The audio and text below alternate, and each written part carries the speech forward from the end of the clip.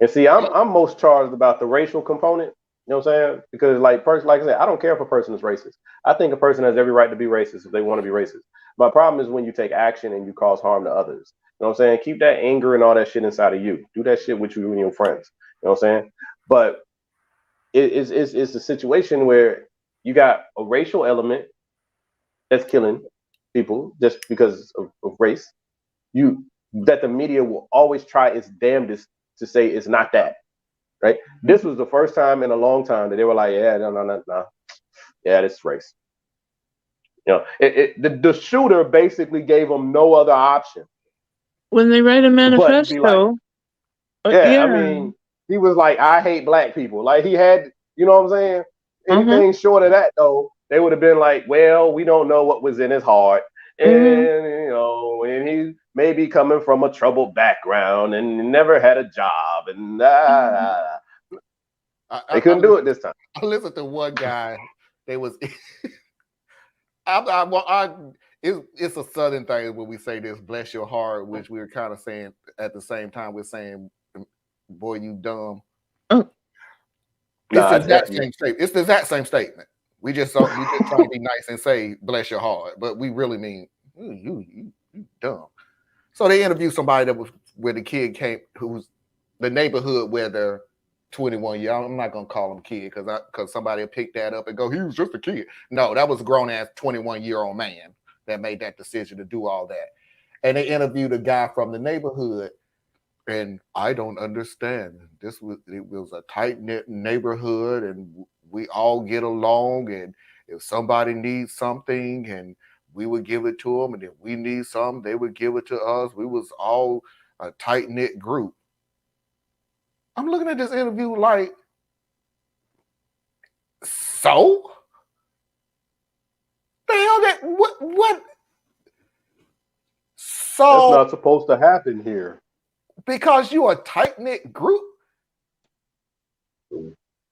what? Because he Nah, didn't that's when you call got to you and dig ask you in on for a people. ride, like. right. What? Nah, that's why you got to dig in on people, but they'll never do it because it's rude. And at the time, right? It is rude. All right. Yeah, yeah. Person says, it's not supposed to happen like that around here. It's such a calm, nice community. Everybody knows everybody, and blah blah So blah blah blah. Right. So, Jesus, don't but worry the about real it. thing is like, well, what It do you didn't mean happen. by like It that? didn't happen around there. It didn't. No, I'm like, well, Trust what me, do you your mean by that? neighborhood Like, where is safe. it supposed to happen? It didn't happen around you. Trust me, your neighborhood safe. Trust me, Mm. you're Gucci, dude. Trust me, you But okay. that's just it. The neighborhood is not safe. We got to stop that too. You know what I'm saying? The suburbs are every bit as dangerous as the rest of the country now. But we Mhm. have been like completely inundated with this thought process that there's dangerous parts of the community. But the problem is you have dangerous parts of the community because of neglect or poverty or crime that's been allowed to get out of control. Those areas do exist. But we keep having these things popping up in the suburbs, man. We keep having these things popping off in nice areas because these shooters are looking for soft targets. You know what I'm saying? They don't they're not knocking over drugstores. They're not fighting somebody because they're wearing a blue rag versus a red rag. Nah, they got whatever part of their life they didn't got to where they think that they want to take somebody with them.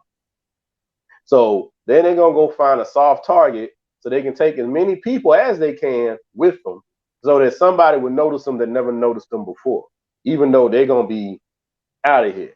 They don't Gone. care because people aren't real people to them. No. You know, the race warriors are the worst.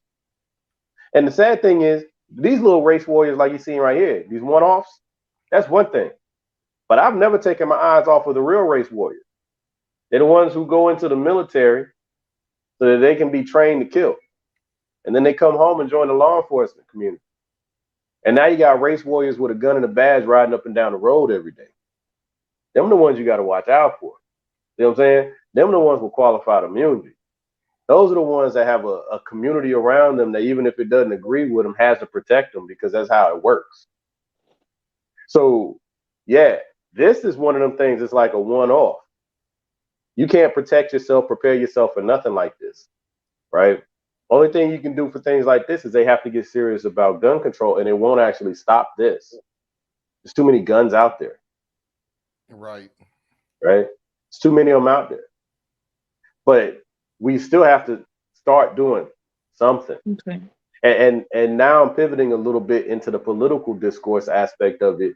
The people on the left, I need y'all really stop with the bullshit, man.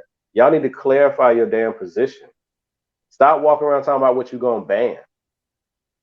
You ain't noticed in the last 50 years that shit ain't been working.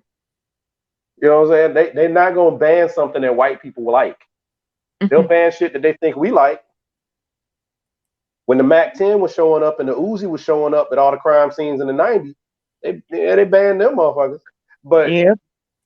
the AR, nah, they're not gonna ban that because there's too many good folk who like it.